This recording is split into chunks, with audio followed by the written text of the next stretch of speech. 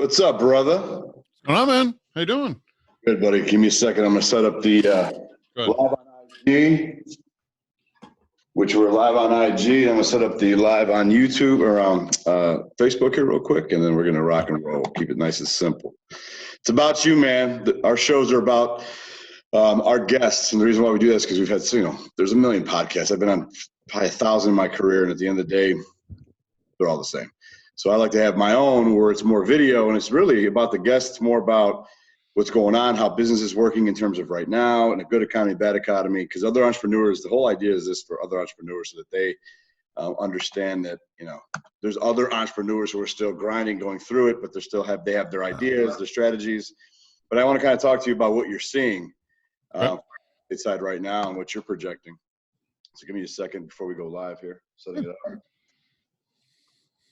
But that's about it, dude. Dude, I still have not even been able to look at your email yet. Don't worry about it. Well, I have to because I got to see where we're at. I got to figure out where we're going with this. I mean, this thing is, and maybe we'll talk about that a little bit today too, but this thing is a very, very, like I said, I keep getting nothing but 10 out of 10s from everybody I bring it up to No, it's exciting. It's an exciting platform. I mean, there's no doubt that you're going to get the agents registering for like crazy. All the agents are going to be tripping over themselves to try to get on there to be, preferred person with you. And I think once you get it all set up, the investors are going to flock to it too. So you got the best of both worlds. I think it is. So it's just really adapting the way we consult now. Like I said, we can kind of go over through that live, but definitely 2 seconds here before we go live. Take your time.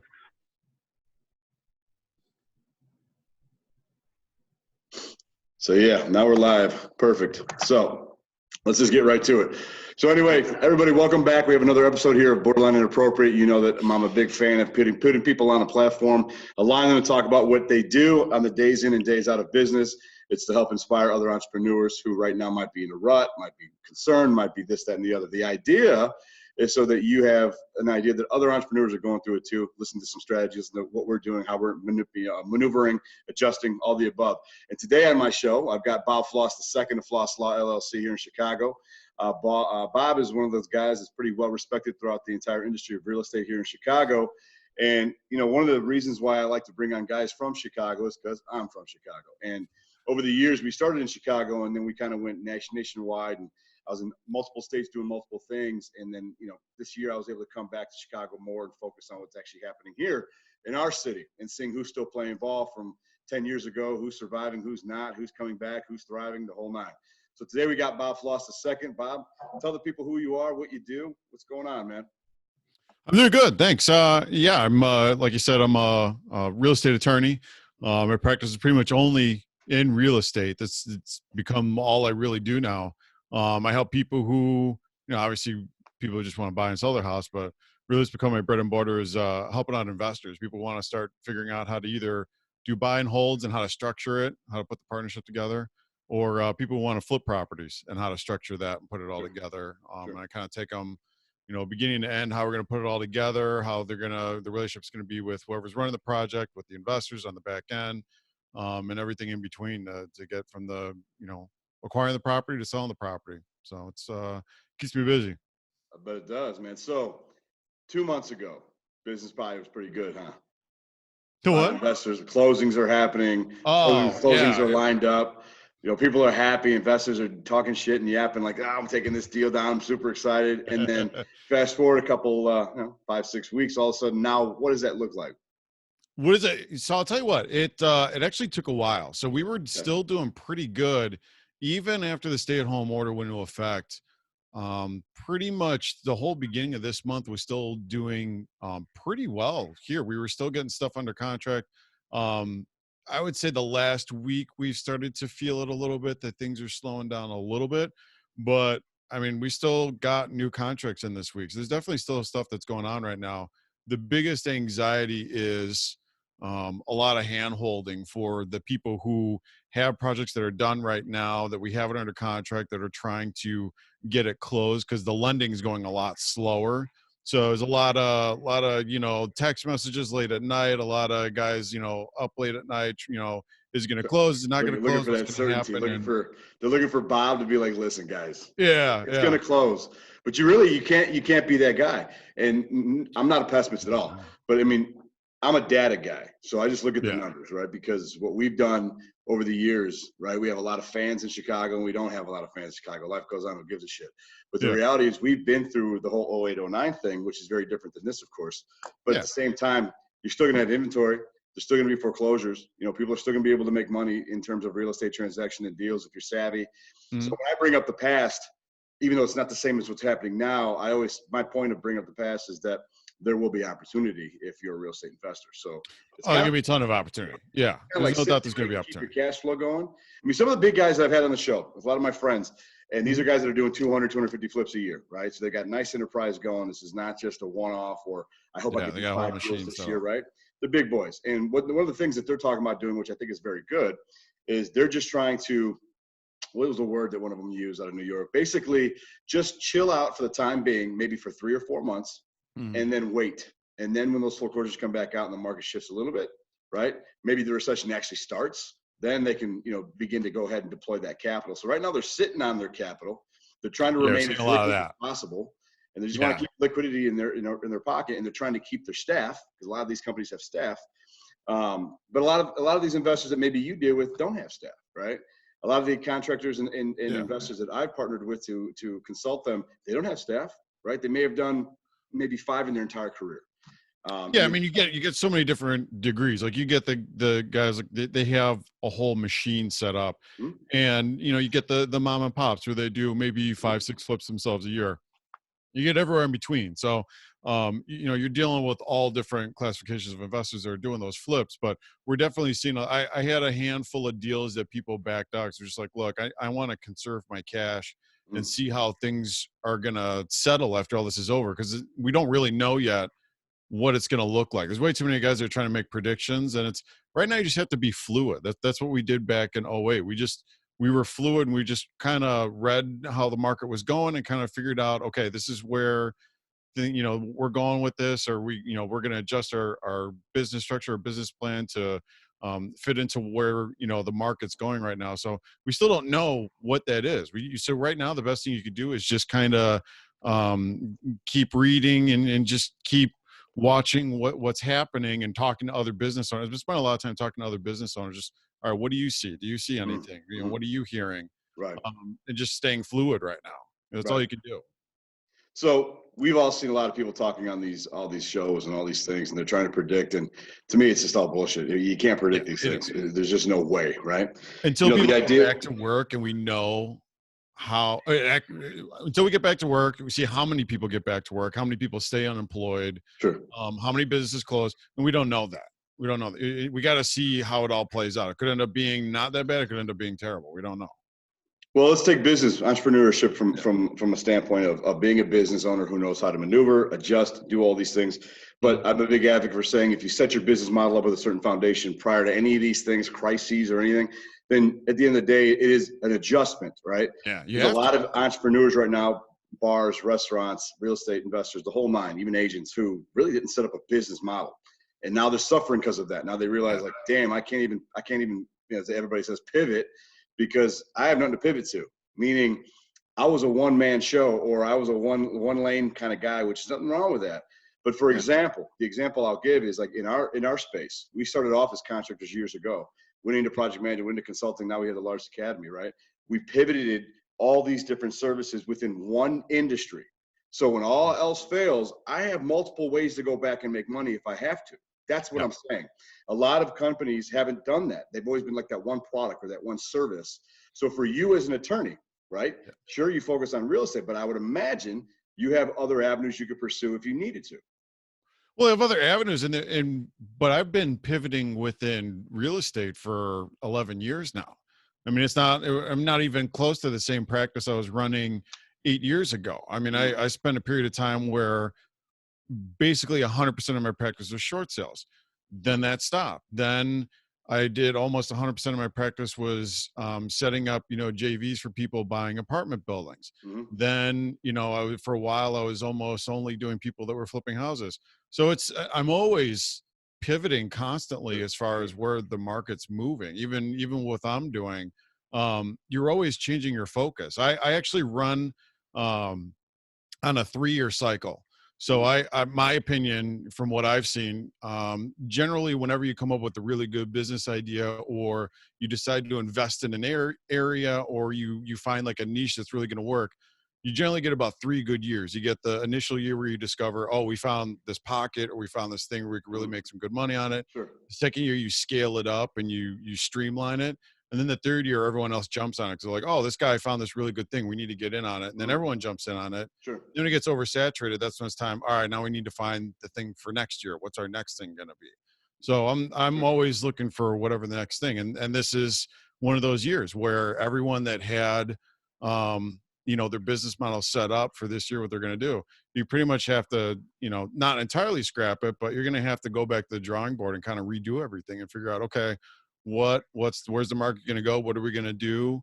And what's going to be our money maker? And you just keep maneuvering. You keep repositioning yourself. I think this is a great time. I agree with you 100%. I think it's a great time for entrepreneurs to dig deep and start looking at this as some lessons, right? Yeah. Look at this as an opportunity to say, okay, what am I getting my ass kicked on right now that I didn't focus on before? Maybe it's a weakness within a sale. Maybe it's weakness in negotiation. Maybe it's a weakness in your product or your service or social media platform, whatever that is, right? Yeah. What's the weakness that you can work on right now? There's nothing wrong with that. This is the best time to analyze that, because what people are going to learn now, if this is their first issue or recession or whatever, they're going to remember this. Yeah. And do everything they possibly can, hopefully, to position themselves that whenever something happens again, 10 years from now, 100 years from now, things of that nature, that at least they've given themselves a fighting chance, right? You have to have the opportunity to live another day, to fight another day. That's the idea. And I think a lot of people realize when they lost their jobs, which is completely unfortunate. I think it's up to like 26 million people have filed unemployment now. That's crazy number. Crazy. A lot of those individuals, they don't have a plan B, right? It's 9 to 5. This is what I do. They're the part of the corporate structure. And in business, you always have your chiefs and you have your Indians. You have the entrepreneurs going out there trying to make things happen, and you have the Indians that are cool, just working with the other guys. And they're the ones that get caught in the mix because they don't have that opportunity to create something, but they really do. They really do right now. All the entrepreneurs that have lost your jobs, you actually do have an opportunity to look around and say, man, let me learn something. Because what else are you doing? If you're fortunate enough to collect unemployment, start learning them. If you're not going to be able to find a job right now, then start learning something. This could be that one pipe dream you've always talked to your spouse about, or your brother or your sister, and said, man, I'm just going to go for it. Because how do you think we got here? We just went for it. I started this at 22 years old. I said, fuck it, I'm going to go for it. Let's see what happens. And here we are later. I'm going to be 39 this year. So my point is, you just go for it and evolve. Is that a fair assumption?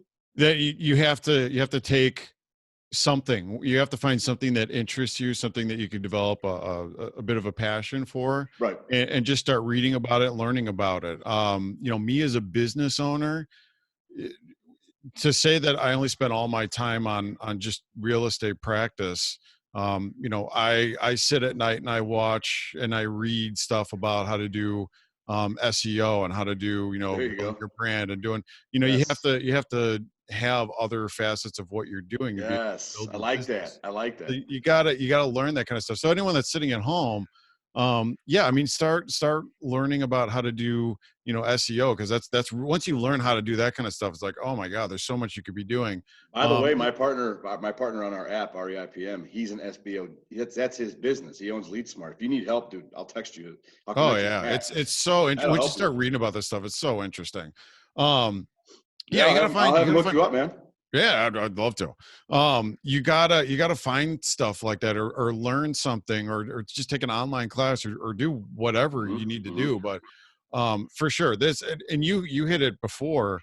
I find some of the younger, guys and girls out there that weren't through the difficult times we had before. Sure, they're just running out there and they're like, oh, we got to do this thing, we got to do that thing. And the guys I know that and girls that have been around for a while that went through 08, they're doing like you're doing and like I'm doing, where they're just kind of waiting to see how the market plays out. But in the meantime, they're revisiting their business plan, they're revisiting their marketing budget, figuring out who they want to network with, talking to the business partners, their networking partners, and just kind of revisiting with everyone, so that once we know where to go, then you can execute that plan and go there. But it's funny. It seems like everyone I've talked to that's been through went through those hard times, everyone's in the same boat where everyone's just preparing, reading, revisiting stuff that they did back in '08. Okay, what did we do then? How did things work then? And Right. just kind of, waiting to see how things are going to play out. So it's that seems to be the trend right now. And I hope people are actually following through with that. I mean, all you Yeah. entrepreneurs and investors out there, you better be following through with that, because right now you got nothing but time, and the opportunity is building and building and building and building. So like Bob said, Bob wants to start learning that SEO part. It's ironic because 3 weeks ago I sat on a Saturday morning and I was using YouTube to teach me about YouTube. And I was looking at how to automate my channel more, because I've got hundreds of videos. I got so much content. I'm like, well, I'm not going to be using a production company during this time. I went lean, right? So the whole idea is, even us, our strategy was just go lean.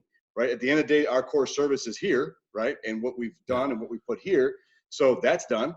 I got to focus on the content now. So for guys like me, it's heavy marketing. It's marketing season. And I live for that, right? That's what we do. That's marketing is in our DNA. But now it's like smart marketing, because you have to start thinking about, everybody's on social media more than ever. So I got to capture you in 10 seconds, right? It's not like it was 6 weeks ago where I can do a 30-second video and you're probably going to watch it because people know who I am. But now it's like they know who I am, but I know who this guy is and this guy is and this guy is, and I want to see what they're talking about. But now you're really competing with people's feeds. And I think a lot of perception is lost on the same thing with your SEO mindset, right? You're trying to compete with that whole idea of being number one, right? As soon as they look for Chicago real estate attorney, boom, you pop up like in the top 3 kind of thing. That's what it's all about. Keywords, tags, things like that. Those are things I learned over the years as well. So that's the evolution of an entrepreneur. YouTube has nothing to do with what I do as a service or a company. Yeah. It's a piece of it. So why not? And you're building content too. I mean, the rule of thumb I've always had with any of the stuff I do, whether it's this or the YouTube videos I do or anything for my website, is always going to be content driven. I want to give someone value. I want to give them information. I want to give them a nugget. I want to teach them something. And I really didn't want to do that kind of stuff, but I started doing it because so many people put stuff out there that has absolutely no substance behind it. It's all flair, and it's just a bunch of bullshit. There's nothing there to help anyone or offer them anything. So I was like, well, you know what? I can put something out there and teach people and offer them some value out of it. And I have some, it's a mixed bag. Some stuff you put online and maybe it gets 100 views and you're like, all right, whatever. And then I got some stuff that has 15,000 views. I'm like, all right, well, people got some value out of that. I must have given them something good that everyone's absolutely looking at that. And what are you doing? What are we talking about when we first sat down? Right? Data. You're looking at the data. You're not predicting out of nowhere. You're not pulling shit out of your ass. It's data.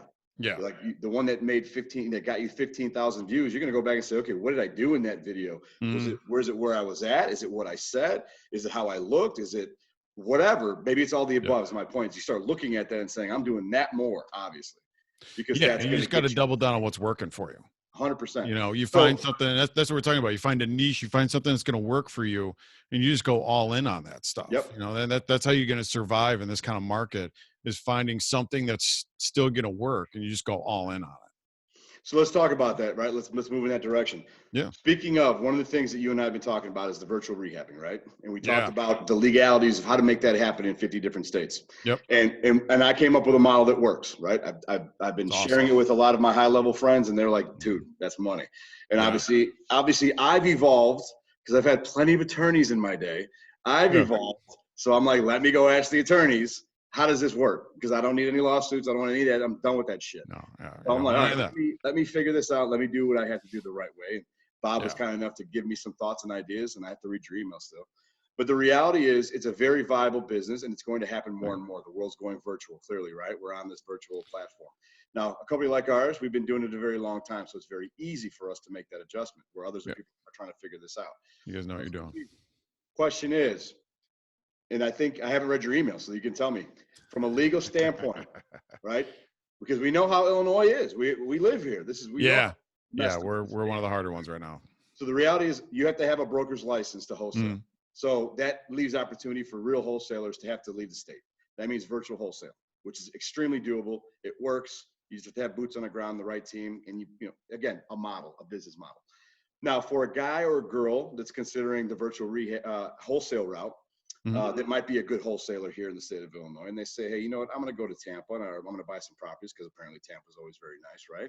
Market-wise. and they decide, oh, I might want to rehab this. There's going to be a certain criteria numerically of metrics where you want to stay so that you can control the ARV and control the rehab, which is hopefully smaller. That's the idea. Mm. Now, legally, where does that fall as in a problem, if any problems exist for the investor? It has nothing to do with me. From the investor to make the wholesale virtually or virtually rehab, what kind of liability do you see an investor having? Well, whenever you're doing any kind of rehab, when you're not there, when you're trying to do rehab from out of state, your biggest risk is always going to be, probably number one is the contractor, oversight of the contractor, because you're not there to make sure they're doing everything the right way, or they're doing it the way that you told them to do it.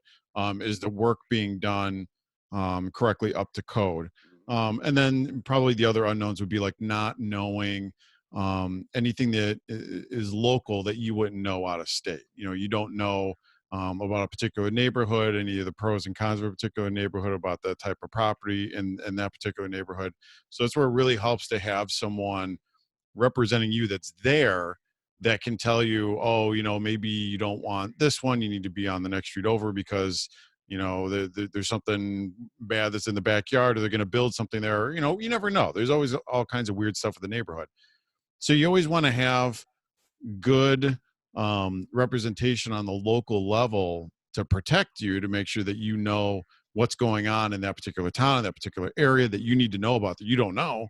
And then obviously making sure that the contractor is doing what they need to do in the property at the local level, to actually execute it, get it done, keep it on schedule, and keep it on the budget. So those are always your biggest risk whenever you yourself can't be there. So you're protected from, and sometimes unfortunately we deal with some fraud and things like that. So you want to be protected with that. So those are always your biggest risks. You and I talked about a possibility of, let's say, the agent themselves that the investor may hire as boots on the ground. Maybe like we talked about the model of, essentially our model is simple. The investor hires the agent and lets the agent double dip. That's their business in terms of representing the transaction and the project management fees. The project manager comes to us, we train them, hands off, totally hands off, but providing oversight through our system, right? Bottom line is, we discussed possibly being on a title to make sure that everybody, even though, what's the word I'm looking for? Even though no one's tied to that deal, essentially, other than the investor. How does everybody make sure and ensure they get paid, so you're not chasing people in different states for fees and for commissions and things of that nature? Is that possible to be put on a title? That's what we're working on right now. We're trying to put together a structure so that what we want is everyone to feel secure. So we're obviously giving the investor, the broker, the contractor a lot of service, and we want to make sure that everyone feels secure, that for the amount of time that's going to be going into the project, that everyone is on the same page. There's a lot of transparency with it. So that's sort of what we're building out in the agreement. That's what we're going to be building out with the program, so that everyone knows. I mean, the amount of service that you're giving to these people for the project is absolutely insane. So we want to make sure that everyone knows that they're getting compensated. Yeah. I mean, we want to make sure that everything is going to go together correctly at the closing. But I mean, when they see what they're getting through this package, it's nuts. That's nuts what they're going to have. Well, I appreciate that. Yeah, obviously I want to be protected, but I think even other individuals want to be protected. So let's take the rehab depot out of it. Let's just say it's a virtual wholesale. Has nothing to do with us. The investor lives in New York, buys a property in Atlanta, right? They have their agent relationship. They double dip, whatever. That investor decides he wants to train that agent himself. Does that agent have any legalities to make sure that not only are they have the agreement for the representation of the transaction, but they're probably going to have a separate contract that says, I want you to also be my project manager, and here's how you're going to get paid. So even from that level, what can the agents do to ensure, because this is going to be happening, guys. The reason I wouldn't waste my time bringing this up or creating this model. We're working on this right now. It's going to happen. People are going to go more virtual on wholesaling than they ever have before, and they're going to start looking to take down more virtual rehabs than they ever have before. I'm not saying they're going to make it 100% their business, but they're going to have that option now. So if they do maybe 50 virtual deals a year, maybe 10 of those might be the actual rehabs. So if you know how to do the model, at least the option presents itself there. So that's why I'm asking. So from outside of us, the agent in the mix, what can they do to protect themselves in regards to basically being paid twice?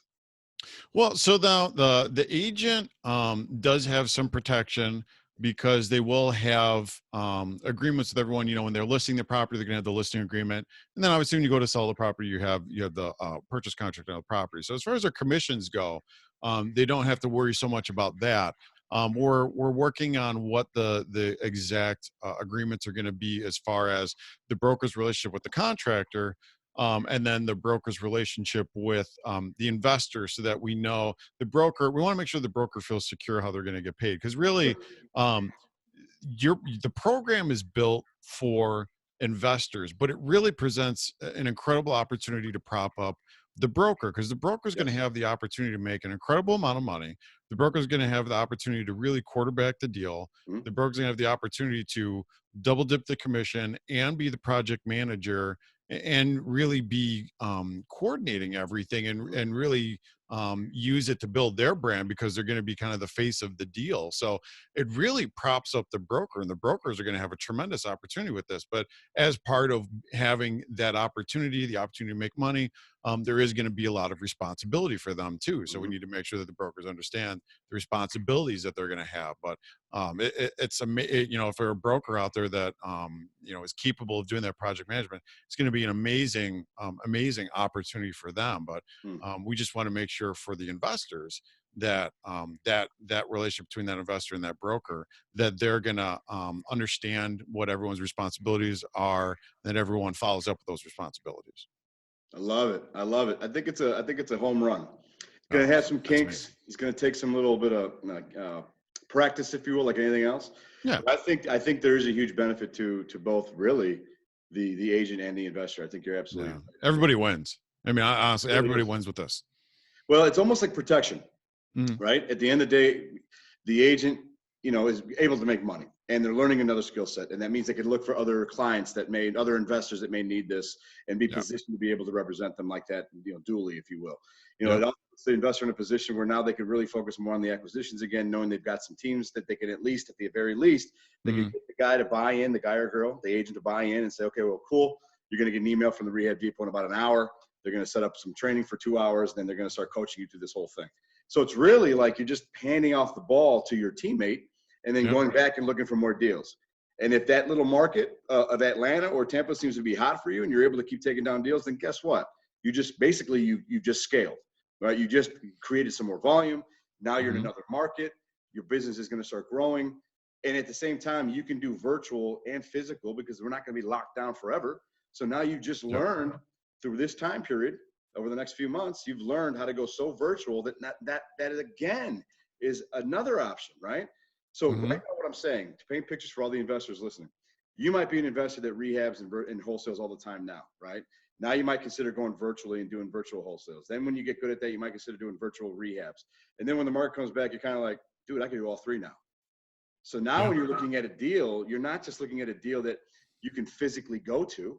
Now you can start considering deals that doesn't matter if it's California, right? I know the model of how to get in line with an agent, get them trained up, have them do the oversight, and keep these things small and lean. And that's a powerful model that, that's just more bullets in your gun. It's more ammunition for you at the end of the day, in my opinion. So so legalities are always something you got to consider. 50 states is 50 states. We'll make sure everyone's covered through this. We're going to make sure it's safe. We obviously want to make sure the investors are going to make money. We don't want anyone get caught in a bad spot. But it's the way it's all going to go together is really incredible. It gives the investor security. It gives them added security with the investment, that they know that you're going to be providing education. You're going to be providing guidance to their team that's on the ground, the broker, to understand how to do it. You're really giving them all the tools that they need to go out there and execute. And then they can go do it. And it's just, the investor can pick, like you said, can cherry pick different markets all over the country. All right, I can buy a couple houses here. All right, now I want to maybe diversify and do it in a completely different state, which, under normal circumstances would be incredibly difficult to do. You got to fly there. You got to pick a whole team. You got to interview people, hope you pick the right people. Here, it's all laid out for them. It's true. It's true. So let's keep moving forward with this conversation. Sure. This is getting good. So I think, where do you see over the next 90 days? Where do you see what's going to happen? You said that you see slowdown right now. in the Yeah, record. this week was a little slower for sure. From what you're Um, seeing data wise, is that going to continue for the next 90 days, in your opinion? we're still seeing a lot of inventory coming on the market, so I think we're going to keep plodding along. Um, it really depends if they keep using the phrase, and it really is true. The new normal. It depends on what the new normal becomes. If people are willing to go out and still invest in real estate and do things, under the current climate. I know I have a bunch of pending deals right now. If you have a property that's vacant, we can move that really fast, and we're not having any problems with those. But the ones where we have tenants in them are very challenging because you're trying to get the home inspection done and get all that done with the tenant in there is the tenants don't want to let people in the property right now. So that's presenting a challenge. So until we get past that, our occupied properties are going to be kind of, dragging them along a little bit. But anything that's empty, the vacant properties are really going for a bit of a premium right now because people who do still want to invest, they still want to look at stuff. Maybe they just, looking for themselves, looking for a project. Anything that they can easily get access to is moving, obviously. So there's little interesting segments of the market even now, but we won't really know until everything is lifted and people can go back to work to really let the market, explode. And that's where there's a little bit of a difference of opinion. Some people are saying, it's going to be till like the end of the year before things really get going. And other people are saying, look, as soon as people get back to work, and I've been trying to talk to the lenders, what's the lending going to be like? They said, look, some lenders are saying as soon as they get back to work, they have one pay stub, we can go back, get them pre-approved, and we could start getting things rolling again. So it really depends on when people can start getting back to work again, then we can kind of kick things off. And we really, with the spring market started, and then obviously everything started happening, so it fizzled down. So there's also an argument to be made, we never really got that big spring market. And I know I have a bunch of clients that want to buy something and are waiting until after everything's done, because some of them did get furloughed, some of them got laid off, and they're like, look, as soon as everything goes back to normal, I can go back to work, and then we're going to buy something. So I know there's a lot of buyers out there that Do are you just agree with that waiting. strategy of waiting, having the cash reserves now and kind of waiting to see what happens, or are you more of a So defensive? so the I know I have a pretty big backlog of buyers that either one or both of them are furloughed. They're not making any income right now, so they can't Mhm. qualify for a mortgage. But as soon as they get their first pay stub, then they're going to be back out there. They're going to be buyers again. I do have a handful of investors that had stuff under contract and then just backed out. They just said, you know what, we're going to wait. We already got projects that we're working on now. They have active rehabs that they're doing. They just said, I'm going to hold my cash. I want to see how things are going to play out. There might be better opportunities in a couple months. I'd rather use my cash for that rather than, use it on this thing that I have under contract right now. So it's an interesting time. Yeah, I feel like people are definitely starting to hoard their money a little bit, and they want to see, like if in Chicago, um, they closed the courthouse, so we have no foreclosures. So no, there's been no foreclosures, no evictions for it's been like 30, 45 days now. They're supposed to reopen May 18th, but we think maybe they're going to extend that again. So once they reopen the courthouse, we have 2-3 months worth of backlog foreclosures that have to hit the market. Once they get the foreclosure order, then they can get processed. So we have this huge backlog of those cases. But How long on does the that other side, process take? Do you know how long that process takes? So let's say the courts open so up, they start reviewing the cases again. Let's say, yes, you are foreclosing. The homeowner still has time. The reason why I'm asking, because I'm often asked this a lot as well across the okay, country, is when are these foreclosures going to hit? I don't know. But the reality is, if you look at numbers, I mean, if you just look at the numbers themselves, and like you said, courts are closed, backlogs are yeah, here. And then if you look at, we have forbearances, right? And some of these, some mortgage companies and mhm, lenders are obviously letting people push things back, which pushes back the normal time frame of a typical foreclosure process. So mhm. my guess was just maybe 6 months from now, but that's when Yeah, they open the at market least. back up. At least. So we're dealing with two very different segments right now when we're talking about foreclosures. We have to break it up into two categories. The first category is the foreclosures that were already ready to go, that they already had the judgment of foreclosure, they were ready to go for sale. So the all the sheriff sales, judicial sales, all that was paused. So there's a backlog of properties that were already ready to go that have to now get scheduled once everything reopens again.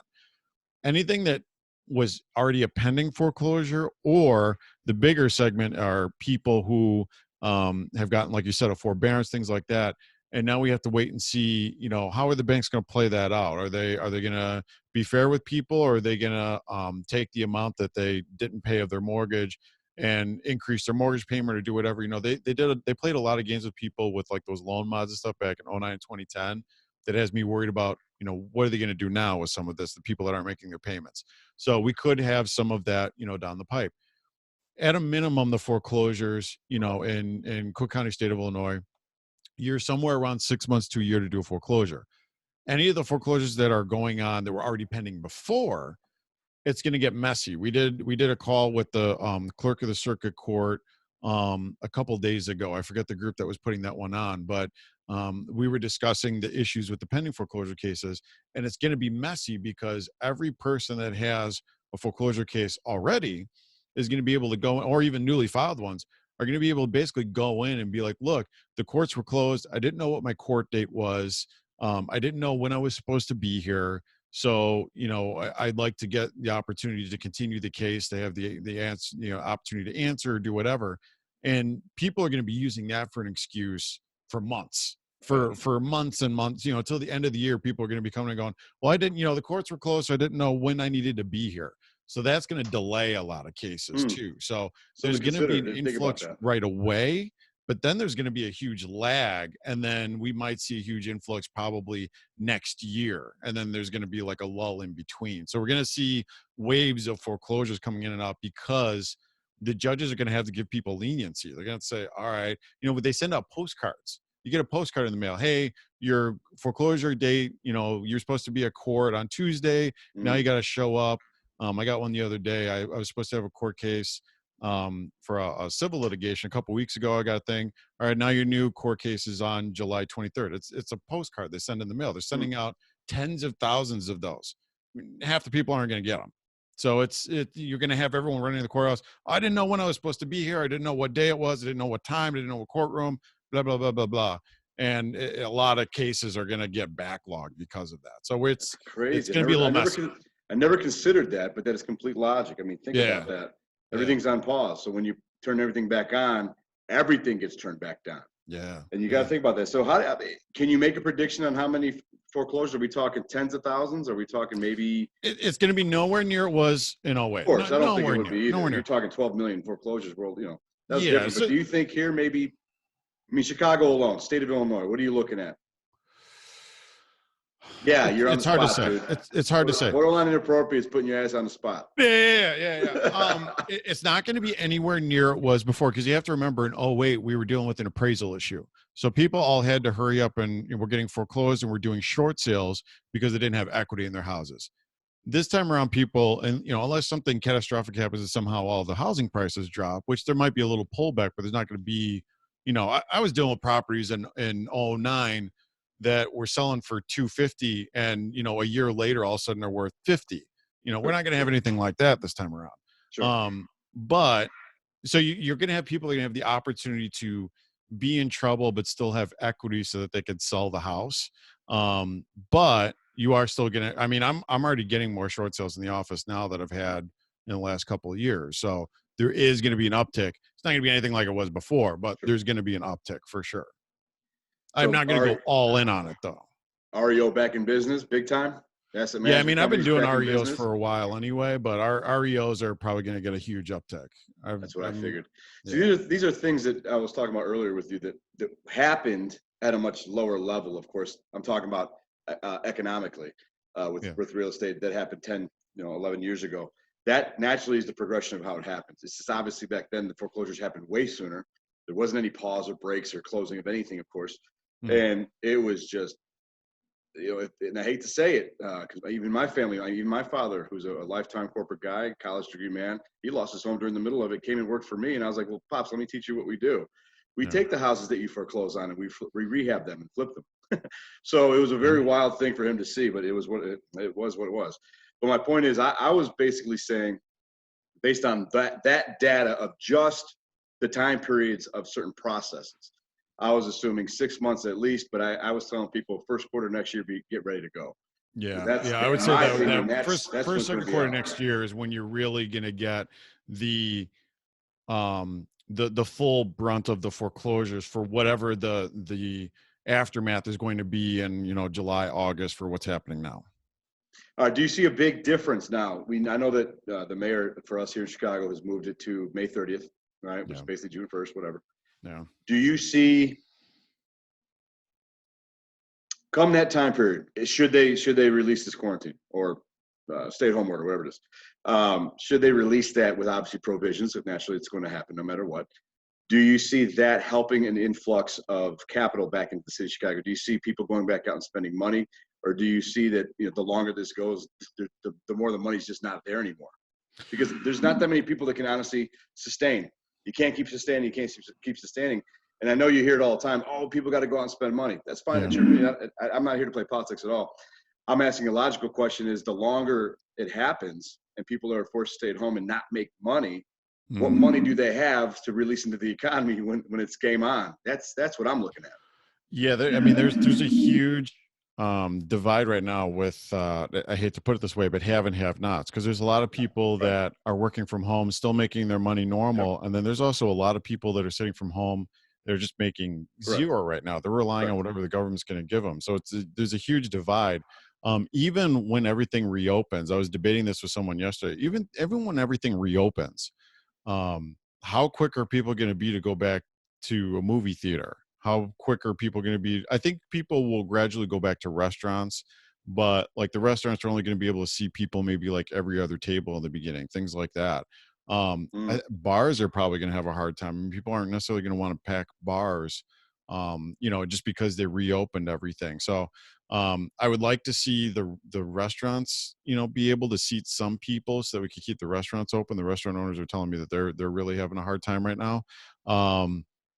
But I agree with that. I agree. yeah, I'm worried about this. A lot of my small business owner clients are just saying some of them are getting hammered. I mean, some of them really, they're doing the best they can, but some of them are just absolutely getting hammered. And they're saying we have to figure out something to be able to reopen. Otherwise, you know, if something doesn't happen soon, you know, a lot of people got their SBA money this month, and then people got the money from the Fed this month. But next month, you know, people are gonna be, you know, dipping in their savings. I think people already were dipping in their savings to try to keep their business open. So I worry about that. I worry about small business closures, the restaurants closing, things like that. That's my biggest concern. I think mental health is going to play a role in all that. And I'm not a doctor by any means, but I think that people can stay the course, focus on what they need to focus on. You know, we're fortunate where our business went completely virtual. It was going that route anyway. So all my classes and academies, and we do virtual camps. We did one yesterday. It was a home run. I'm blessed, knock on wood, right? Yeah. But that goes back to what we said earlier. You know, we were setting up the business that way anyway, so we had that to fall back on no matter what. Yeah. But again, I still have anxieties too. The longer this goes, it's a good move. It's a good move to make. I mean, that's where everything's going now. I think, you know, there's so many repercussions with all this too. One repercussion is a lot of big businesses are realizing, why are we paying a ton of money for overhead for locations when everyone's doing just as much work from their house? If not more, to pay all this money for all these fancy offices? If not more work from home. I just read that yesterday. I think they were saying that people that are working from home are actually working longer hours than they ever did, because their employers are like, we need this work to go, blah, blah, blah. Because the companies are trying to stay available and afloat as well. And it's almost like the irony of be careful what you wish for. You just might get it. You get to work from home finally, and they're like, shit, working your ass like a dog. And you're like, man, this isn't that fun. Now you got your kids screaming and yelling and all this. Yeah. But you're getting a dose of what that reality is. But I agree with you 1,000% right there. I said the same thing. I've been saying the same thing since day one. I mean, I used to have an office. I don't have an office. I've been working from home for years now. It's a beautiful thing. I mean, I have a home office and a studio in my basement. I'm in my basement. But the reality is, I've been talking to a lot of my friends who work for like AbbVie or Abbott, where they're working for pharmaceutical companies that aren't going to go anywhere because they're all competing for the vaccine. So I'm like, you got a job. You're good. You're good to go. Let them fight. Yeah. But I was like, and they're happy. Their employers are happy to have them working from home. Oh yeah, and he's working from home. And I said, his name is Marco. I said, Marco. I said, how you adjusting to work from home the last few weeks? He goes, I like it, but I'm kind of over it. I said, really? And he was just basically, I told him, I said, dude, imagine this. I said, this is, like you said, I said, this is going to change so much. I go, so many companies are going to realize they never needed an office in the first place. They were just scared to make that leap. Now they're forced to make that leap, and they're realizing it's not so bad. Now you change your SOPs, you change your strategy, you change the way you manage, you change maybe, you go start studying like EOS for real, have those real pipelines and level 10 meetings and all those things. But you could still provide oversight if you have a system. And that's why I keep saying, and I'm not trying to beat a dead horse here, but I told this to everybody, and I'll tell it to you. If you have a business model, then you're okay, because all you're going to do then is kind of piggyback off other things. You make adjustments. So I do agree with you that I do think there's going to be repercussions. People are going to be kind of funny when they're out in public. I bet you it's a younger generation that's going to be like, whatever, we're going to the bar. It's probably all you're going to see. And that's actually going to keep, been handled since the beginning. Yeah, and it's going to keep everybody else away from the bar anyway. Cause you're like, I'm not dealing with that shit. I'm over that shit, right? So you're like, all right, you're doing us a favor. Yeah, you guys go. I'll stay home. Yeah. But I think there's going to be a difference in the way people socialize. For sure. I think there's going to be some people that for a year from now are still going to be wearing the masks. Oh yeah. People are just going to keep doing I probably believe that as well. I think I was telling my wife this last night. I said, I think what's going to get us unquarantined, get us stayed home, if you will, is if all these businesses that are allowed to open, if they put together a protocol that enforces these things. Absolutely. Because if a bar opens up and they're not making people wear masks and all these things and 6 feet apart, whatever the provisions will be, then they're not helping either. So really, they're not helping themselves stay open. They need to make money, then provide rules, provide provisions so that anybody that comes, patrons or whatnot, they have to follow those rules. And I think that's what I was telling my wife. I'm like, I think everybody now has to play a role. Companies might have more liability when they open up and their people get sick. Who do you think they're going to blame? Oh, my employer never gave me a mask. Yeah. That shit's coming because people are people. Yeah. So I think that's one of the big risks also, is that I think a lot of accountability now, and I think a lot of business owners now, and correct me if I'm wrong, I would imagine a lot of them are studying this whole liability thing. When I open up, what do I have to do? How much is that going to cost? How do I get PPE, right? I would imagine, because if I had an office, I'd be thinking, shit, how do I make sure that my employees are good? I mean, do I got to have Purell every 3 feet? Does the bathroom have to be washed after, you having a plan, things, right? Well, I mean, it goes into a bunch of different things. You have to have a plan. Like I was saying, the restaurants are going to need to have, I would feel better if I went to a restaurant, they had a plan. Okay, we're only going to seat every other table. We're not going to fill every table. We're not going to put someone next to you, stuff like that. I was talking to a business owner last week, and he was just hoarding cash for a rainy day. He was like, I have a reserve, so I'm fine. But if I didn't have a reserve, I'd be in a really bad spot right now. Sure. I think there's a lot of, we're talking about big business, but I think small to medium sized business owners are thinking, why am I, breaking even to pay overhead for these locations when I could just have everyone working virtually from home? Why do I need to spend so much of my budget that I could be putting towards either expanding my employees or my marketing or something else to pay for an office that I don't need to be using? So I think a lot of people are rethinking, those kind of things. So yeah, absolutely. This is making people. Well, look at car dealerships. They're going to be forced to sell cars online more than they ever have before. Now I know that started already. Yeah. Now you're not going to have to. You basically pick a car. You know how many more people like that idea? People don't want to get haggled anyway. So you kind of they don't want to do it for sure. Yeah, and it's making people rethink, your social responsibility as a business. Like, look how much. I mean, my God, how much bad press is Ruth Chris and Potbellies and all these guys gotten for taking that money. So it's also been an education for, you have to be responsible for how you run your business. You can't just do whatever you want. There's repercussions for things. You need to be careful with that type of thing too. So there's been so many business lessons throughout this whole experience, as far as what to do, how to prepare, how to have a reserve. What's the responsible way you're supposed to be managing and running your employees? Do you really need to be seeing your employees? I mean, the company my wife works for, she has 2 people that work under her that she hasn't seen them in months, and she still effectively manages them. I mean, she talks to them every day. She doesn't have to see them. She just tells them, what they need to do. You don't necessarily have to be in someone's face to be an effective manager. So I totally agree. I think that's going to shift. a lot of things moving forward in business, no matter how you look at it, the way people do transactions now, the way people interact in terms of a meeting, and the way people do a sales negotiation. I bet you there's gonna be more virtual meetings like this, sales call wise, more phone sales than ever. Yeah. And that's kind of ironic because it's kind of how it started. Back in the day, it was door to door, walking the sales and working a phone. Was, yeah.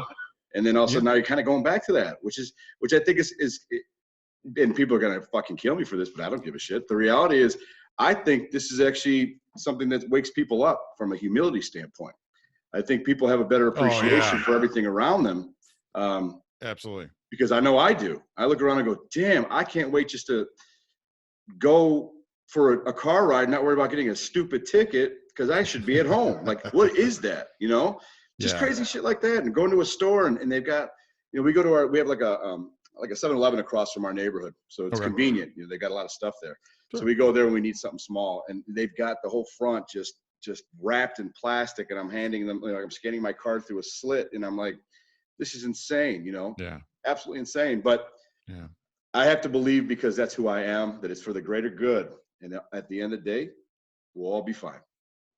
Yeah, I think once all this is over, we'll be able to get back to some sense of normalcy again. It can't go like this forever. I mean, it's impossible for it to go on like this forever. At some point, they have to be like, okay, we it's gotten down to a low level, or we've nipped it in the bud, or we have the vaccine, or whatever's going to happen. But it can't go on like this forever. At some point, we've done enough. So it's just a question of waiting until we get to that point. And I'm definitely seeing it. I would say in the last week, it kind of coincides with the contracts kind of slowing coming in. People are starting to kind of get there. People are snapping a little bit. They've had enough of being at home and not being able to go outside. It's starting to really affect people, I feel like, emotionally. So it's now is when you really have to work on yourself and find ways to be happy at home, be happy with your family, and do stuff like that. Not fall into that negative mindset. I feel like, and this is where I know you're doing it. I've been trying to do it too. Coach people on, find something to learn, read something, do something positive. Because I find a lot of people are getting caught in a negative mindset because there's so much negative stuff on the news. Mm-hmm. They're stuck at home. They can't get out. They don't have an outlet. They don't have a thing. And they're really getting, I find, hyper emotional. They're very sensitive. They're angry, a lot of different things. And that's where you have to find positive things. You have to try to keep yourself positive, keep your family positive, find things to do to sort of exercise your brain a little bit, which goes in part with reading, learning, do a puzzle, do whatever you need to do to get out of that negative headspace. A puzzle. Hey, I like puzzles. Come on, I'm a puzzle guy. Puzzle. Come on, you never did a puzzle? Yeah, when I was 5. Come on. My kids are upstairs probably doing a puzzle. They're going to be 6. There you go. Go help them. I'm going to go help them. All right, Bob, thank you very much for coming on. Do me a favor. Yeah. Tell everybody how to get a hold of you. Tell them how you can do to help them. Tell the whole world how to get a hold of you. You can find me, Floss Law, on Facebook, flosslaw.com. Office up in Northbrook, Illinois. You can find me on any social media platform. Yeah, I'm here. If Bob at flosslaw.com, if you need anything. I'm happy to answer any questions. If anyone has any questions about this or anything else, feel free to reach out. I'm always happy to answer an email. Outstanding, Bob. Thank you very much for making the time. I appreciate you. Thank you. For the weekend. Enjoy your family, brother.